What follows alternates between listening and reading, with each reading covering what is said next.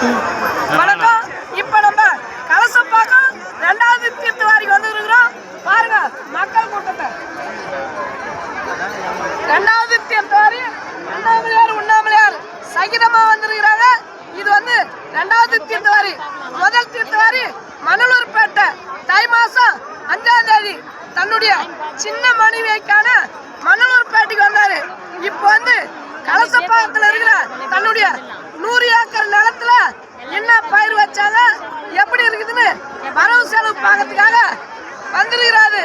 இந்த நேரத்துல இந்த ஆத்துல வந்து நம்ம குளிச்சுட்டு அவரை தரிசனம் பண்ணிட்டு போனா நல்லது நடக்கும்ன்றது நம்மளுடைய முன்னோர்களின் நம்பிக்கை. யானையின் பலம் தும்பிக்கை, மனிதனின் பலம் நம்பிக்கை.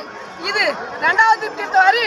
3வது தீர்த்தவாரி திருவண்ணாமலையில் இருக்கிற ஈசானி லிங்கத்தாண்ட நந்தவனம்னு ஒரு இடம் இருக்குது.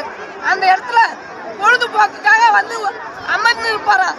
அந்த நேரத்துல ஒரு கருப்பு உடையணிந்த ஒருவர் வந்து இப்போ அண்ணாமலையாரே உங்களுடைய அப்பா மலாலராசன் செத்துட்டாரு அப்படின்னு சொன்ன அங்கிருந்து அவர் கோயிலுக்கு போனாராம்.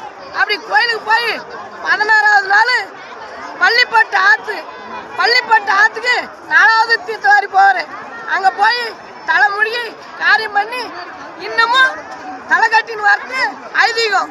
அதாவது இதிகாசம் போய் சொல்லும், புராணம் போய் சொல்லும். இது வரலாறு, இது எங்களுடைய வரலாறு. அதாவது வரலாறு திரித்து எழுதும் பந்தாரி கூட்டங்கள் உள்ளவரை இந்த தமிழ்நாடு திருந்தாது, தமிழும் திருந்த மாட்டோம். நாம் ஒன்றாவோம் என்றாவோம், ஒன்றுபட்டால் உண்டு வாழ்வு, இல்லையால் அனைவருக்கும் தாழ்வு. நன்றி, வணக்கம். நம்ம விவசாயம் சார்ந்தும் சமூகம் சார்ந்தும் பேசுகிறோம். உங்களுக்கு பிடிச்சிருந்தா நம்பூர் நாயகன் யூடியூப் சேனலை சப்ஸ்கிரைப் பண்ணுங்க.